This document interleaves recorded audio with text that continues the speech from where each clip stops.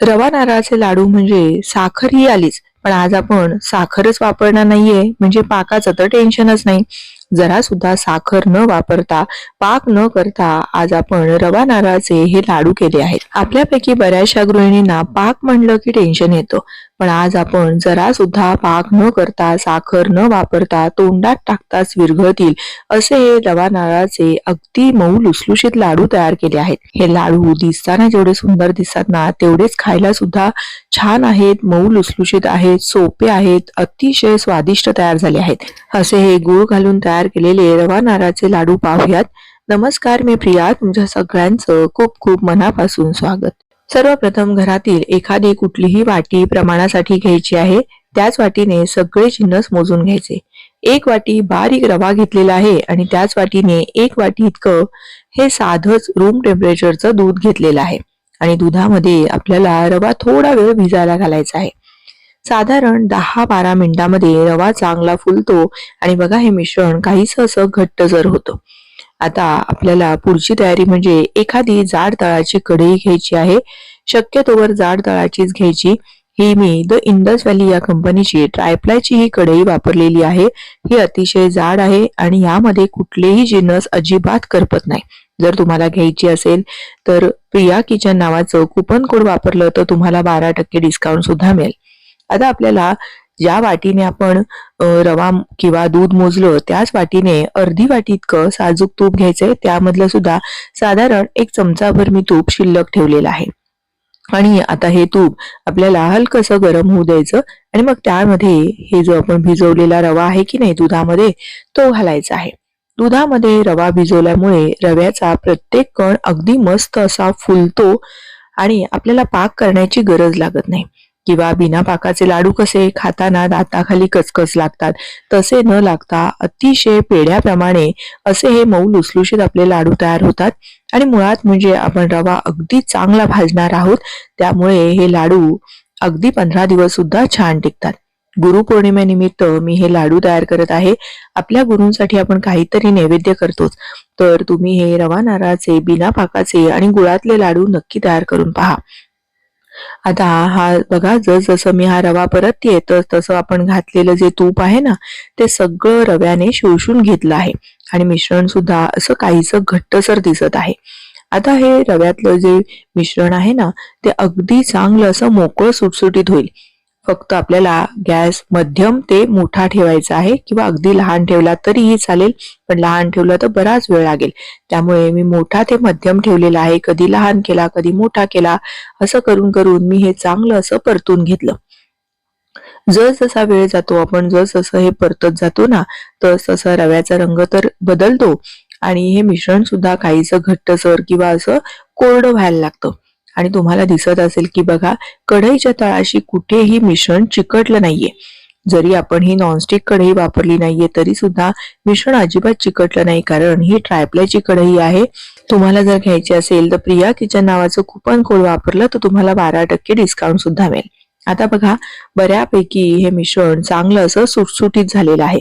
साधारण 20 मिनिटं आतापर्यंत झालेली आहेत. गॅस कधी कधी मध्ये मध्ये मी मोठा सुद्धा करत होते, कारण अगदी लहान गॅसवर फार वेळ लागू शकतो. आता हे चांगलं असं मोकळं सुटसुटीत झालं आहे. रव्याचा रंग सुद्धा बदललेला आहे आणि आता ना आपल्याला परतायला अगदी हे मिश्रण हलकं वाटत आहे. रव्याचा प्रत्येक दाणा मस्त असा खमंग भाजला आहे. दुधात भिजलेला रवा तुपामध्ये भाजल्यानंतर इतका छान खमंग दरवळत होता ना, काय सांगू. आणि बघा, इतकं छान मस्त दाणेदार असा आपला हा रवा आता तयार झालेला आहे. प्रत्येक कण छान असा तुपामध्ये परतून निघालेला आहे आणि हे लाडू खायला सुद्धा खूप छान लागते. आता बघा, सगळं मिश्रण अगदी पहिल्यापेक्षा सुद्धा चांगलं असं सुटसुटीत झालं आहे. आता यामध्ये आपल्याला काही आवडीप्रमाणे बेदाणे किंवा ड्रायफ्रुट्सचे काप घालायचे आहेत. तुम्हाला जे आवडेल ते घाला किंवा काहीही नाही घातलं तरीही चालेल. आणि हे ड्रायफ्रुट्स घातल्यानंतर सुद्धा 1-2 मिनिट परतून घ्यायचं, म्हणजे रव्याच्या उष्णतेमध्ये चांगले ड्रायफ्रूट परतून निघतात. आता ज्या वाटीने रवा मोजला की नाही, त्याच वाटीने 1 वाटी गच्च भरून इथे मी ओल्या नारळाचा चव घेतलेला आहे. म्हणजे ओलं खोबरं वेळीवर चांगलं खोवून घेतलेलं आहे. किंवा जर तुम्ही किसणीने किसणार असाल तर मग मात्र ते मिक्सरला फिरवून घ्या आणि चांगलं असं आपल्याला हे परतून घ्यायचं आहे. ओल्या खोबऱ्यामुळे लाडू पटकन खराब होऊ शकतात, म्हणून आपल्याला हे ओलं खोबरं घातल्यानंतर चांगलं पुन्हा 10 मिनिटं मध्यम आचेवर सतत हलवत असं परतून घ्यायचं आहे. आता इथे जे शिल्लक ठेवलेले जे तूप होतं ना, ते सुद्धा मी आता घातलेलं आहे, कारण मला मिश्रण थोडंसं कोरडं वाटत होतं. म्हणजे आपण अर्धी वाटी जे तूप घेतलं होतं ते सगळंच आता इथे घातलेलं आहे. जर ओलं खोबरं घालून आपण जर हे व्यवस्थित लाडूचं मिश्रण परतलं नाही ना, तर मग पटकन लाडूला कोवट वास येऊ शकतो किंवा पटकन लाडू खराब होऊ शकतात. त्यामुळे चांगलं बघा, आता खरपूस असं रव्याचा रंग सुद्धा बदललेला आहे, ओल्या खोबऱ्याचा सुद्धा रंग बदललेला आहे.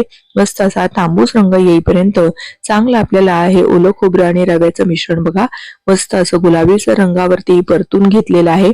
इतकं चांगलं जेवढं परतू ना, तेवढ्या लाडूचं शेल्फ लाईफ वाढतं आणि लाडू सुद्धा अगदी पाकातल्या रवा लाडू सारखे छान असे खमंग लागतात.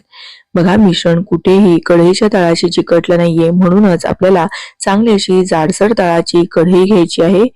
आता यामध्ये गॅस बंद केल्यानंतर आपण अगदी बारीक चिरलेला गूळ घालायचा आहे किंवा गूळ किसून घ्यायचा आहे.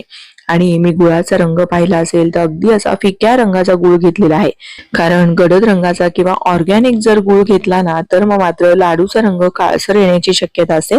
त्यामुळे असा पिवळसर रंगाचाच गूळ घ्यायचा आहे. आणि आणखीन एक महत्वाची गोष्ट म्हणजे गॅस बंद केल्यानंतर एखाद मिनिट असं परतत राहायचं आहे आणि मग त्यानंतर गूळ घालायचा आहे. गॅस चालू असताना अजिबात गूळ घालायचा नाही, नाहीतर लाडू कडक होऊ शकतात. फक्त आपल्याला गूळ हे चांगलं यामध्ये वितळून घ्यायचा. त्यानंतर सगळ्यात शेवटी यामध्ये वेलची आणि जायफळाची पूड घालायची आहे आणि पुन्हा एकदा चांगलं असं मिसळून घ्यायचं. गूळ पूर्णतः विरघळल्यानंतर सुद्धा बघा लाडूचा रंग अगदी छान आलेला आहे. बघा, अगदी मस्त असा रंग आलेला आहे. आता मात्र काय करायचं, तर हे मिश्रण असं झाऱ्याने किंवा उलटण्याने असं दाबून ठेवायचं आहे, म्हणजे आणखीन छान असं हे मिश्रण फुलून येतं. झाकण ठेवायचं आणि 10 मिनिटं असंच आपल्याला बाजूला ठेवायचं आहे. 10 मिनिटानंतर आपलं हे मिश्रण अगदी आता लाडू वळण्यासारखं योग्य झालेलं आहे. बघा, आपलं जसं पेढ्याचं मिश्रण असतं ना, इतकं छान मऊ लुसलुशीत झालंय. आपण जेव्हा पाकाचे लाडू करतो ना, त्यानंतर कसं पाक सगळा मुरल्यानंतर जसं मिश्रण तयार होतं ना, अगदी तसंच आपलं हे मिश्रण तयार झालेलं आहे. सहज एका हाताने लाडू वळता येतोय, इतका छान आपला हा लाडू वळून झाला आहे.